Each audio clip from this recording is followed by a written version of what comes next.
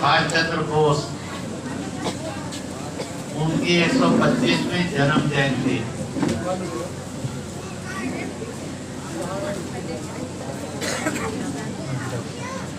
इसी समय में जब यहाँ पर सुभाष महोत्सव मनाया जा रहा है, सारे देश में और दुनिया में भी भारत की स्वतंत्रता को जिन्होंने पसंद किया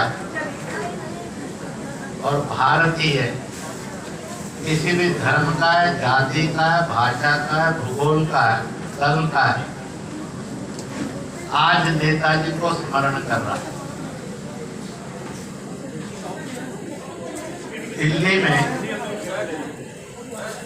जो एक महान क्रांति आज के दिन घट रही है वह है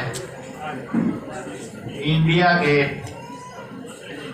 उसके पास की छतरी में आदमकद नेताजी सुभाष चंद्र बोस उनकी प्रतिमा का लोकार्पण भी होगा। अब आप इंडिया गेट जाएंगे तो आपको उस स्थल पर नेताजी के दर्शन करने का सौभाग्य आज के बाद प्रारंभ हो जाएगा। उसी के साथ साथ कल आज आपने एक झूठ को, गलत को, गुमराही से भी दर्शन किए। कुछ पार्टी और नेता ये कहने पर तुली है कि अमर जवान ज्योति बुझा दी गई है। उनका ये वचन झूठ भरा है, स्वयं अज्ञान और गुमराह भरा है। अमर जवान ज्योति वह अपने सही और उचित स्थान पर आज प्रतिष्ठित हो गई। पास में ही जहाँ भारत का नया संसदीय भवन बन रहा है, वहीं पर राष्ट्रीय युद्ध स्मारक ये बना है और अमर जवान ज्योति सदा के लिए वहां पर प्रतिष्ठित कर दी गई है। इसलिए अमर जवान ज्योति थी, अमर जवान ज्योति है और अमर जवान ज्योति सदा रहेगी। केवल इंडिया गेट से निकालकर वह राष्ट्रीय युद्ध स्मारक वहां पर स्थानांतरित की गई है, क्योंकि एक बड़ा प्रश्न भारत में खड़ा था। भारत की स्वतंत्रता के लिए, हम सबके स्वाभिमान और सम्मान के लिए जिन्होंने भी बलिदान दिए और जो बलिदान दे रहे हैं, विश्व ने उनका सम्मान करना चाहिए। तो जहां जाकर वो अपनी पुष्पांजलि, श्रद्धांजलि अर्पित करते, अब उसके लिए सदा का एक देश प्रेम मंदिर यह स्थापित हो गया है और उसका नाम है राष्ट्रीय युद्ध स्मारक। और वहीं पर ये अमर जवान ज्योति पहुंच गई। बार बार एक चीज को इसलिए बताना आवश्यक है, जाने अनजाने में भारत में जो सरकारें रही उन्होंने पाप हमसे किया और करवाया। इंडिया गेट आमतौर से सबके दिमाग में ये है कि ये भारत के स्वतंत्रता संग्राम में बलिदान होने वालों का स्मारक और भारत की विजय का प्रतीक है। ये दोनों असत्य हैं। 1914 से 1919 5 वर्ष दुनिया में विश्व युद्ध प्रथम देखा। उस समय भारत सहित 80 के लगभग देश यह ब्रिटिश हुकूमत के गुलाम थे। उनमें से अनेक देशों ने ब्रिटिश हुकूमत को उखाड़ फेंकने का, जैसे भारत की जनता ने झोंपड़ी में और महल में फैसला लिया था और संकल्प लिया था, फिरंगी मारो, देश बचाओ, आजादी लाओ। ऐसे उस गोली चमड़ी की फिरंगी हुकूमत को उखाड़ने का फैसला लिया। अब ब्रिटिश हुकूमत के सामने प्रश्न था कि वह दुनिया में अपनी सत्ता को कैसे बनाए रखे और स्वतंत्रता आंदोलनों को कुचले। कुछ देशों से उसके पास सेना आई और सेना इतनी दम वाली नहीं थी। भारत की सेना आज भी अपने सामर्थ्य में, शक्ति में, बल में दुनिया की सर्वश्रेष्ठ सैन्य शक्ति। आज भी हाथ से हाथ से लड़ाई लड़नी पड़े तो दुनिया में भारतीय सेना को कोई जीत नहीं सकता। ऐसी अद्वितीय विजयी सेना है।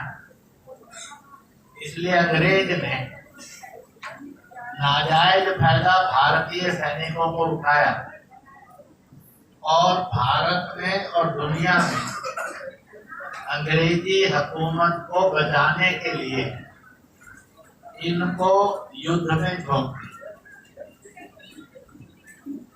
देश के अंदर अंग्रेजों के खिलाफ एक स्वर उठा।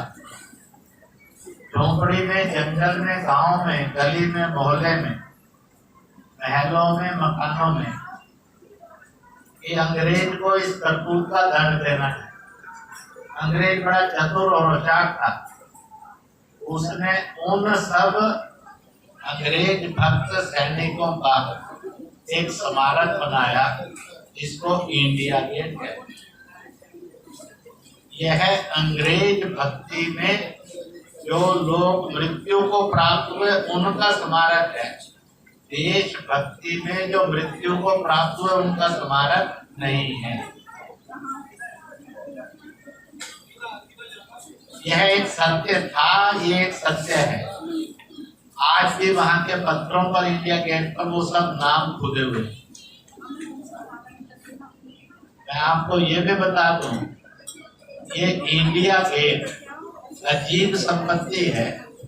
ये आज तक भी भारत की संपत्ति नहीं है, ये कॉमनवेल्थ की संपत्ति है और इसके रख रखाव का सारा खर्चा कॉमनवेल्थ करता है ब्रिटेन की हुकूमत के अंदर। वहां के कर्मचारी कहते हैं हम बदकिस्मत है, सारा हिंदुस्तान का कर्मचारी भारत का कर्मचारी है, स्वतंत्रता का पुजारी है।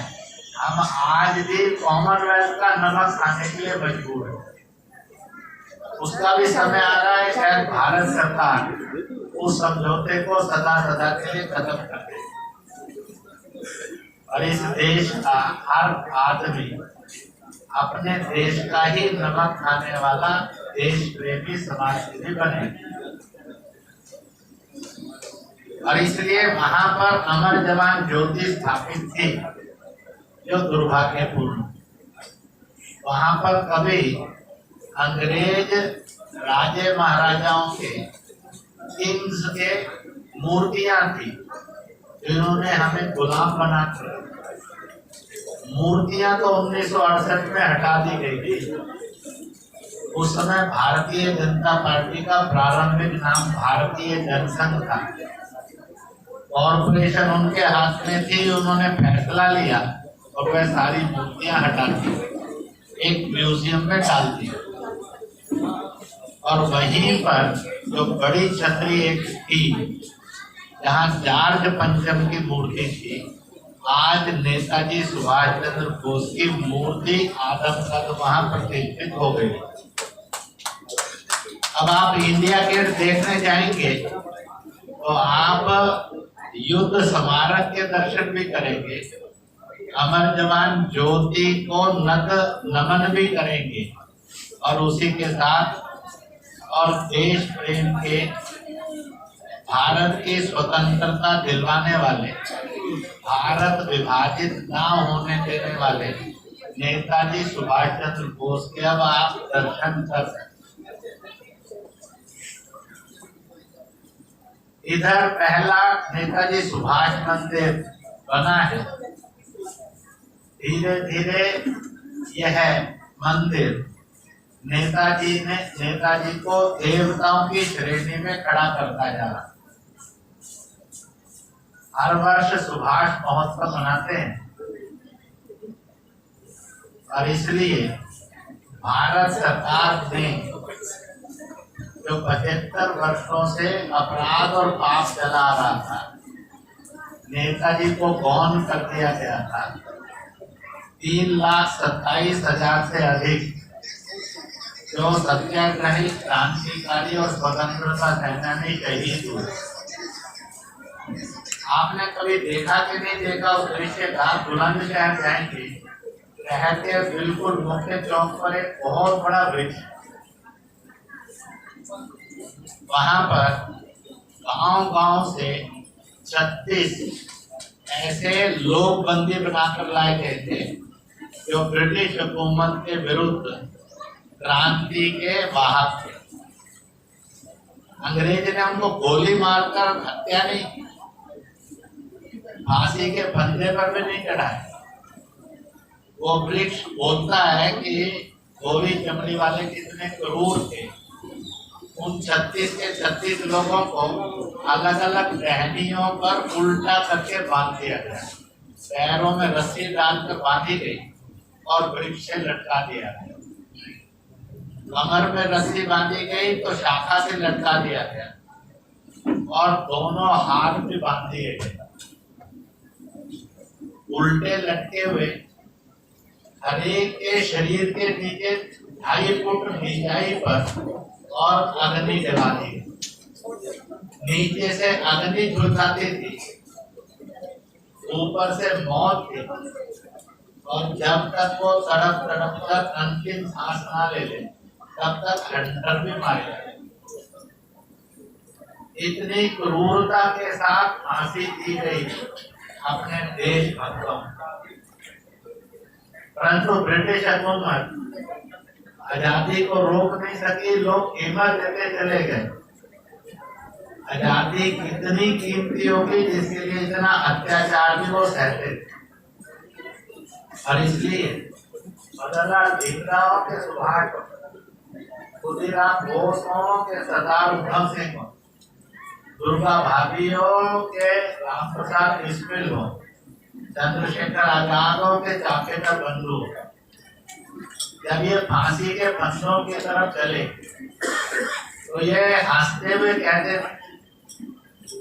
कि हमारी तो ये शादी का दिन है, और शादी में जो बेगम बनेगी, दुल्हन बनेगी, उस दुल्हन का नाम बोलते थे मौत। कि आज हम मौत से सगाई करके सदा के लिए उससे विवाहित होकर मुक्त हो जाएंगे। तो इस देश के अंदर हमारे बेटे और बेटियों ने मौत से विवाह करने की शादियां रखी। नेताजी सुभाष चंद्र बोस ने जब भारत को आजाद कराने के लिए धन मांगा, जो दे सकता है वो दो। एक तरफ नेताजी बैठे थे सुला में, दूसरी ओर लोग जो सभा में आए थे वो अपना सोना चांदी हीरा जो पहना हुआ था उतार उतार कर रख रहे। एक बड़ा भयानक संकट खड़ा हुआ। एक बिल्कुल एक क्षण आ गया कि जिसके पास जो धन था सब दे दिया, चढ़ा दिया, जेबें खाली, शरीर खाली, दे दिया सब लोगों ने। कईयों तो और ये सोचा आप क्या करें, तुलादान तो होना चाहिए। तो इसलिए एक महिला आगे बढ़ी, उसके बाद दो चीजें बहुत गरीब,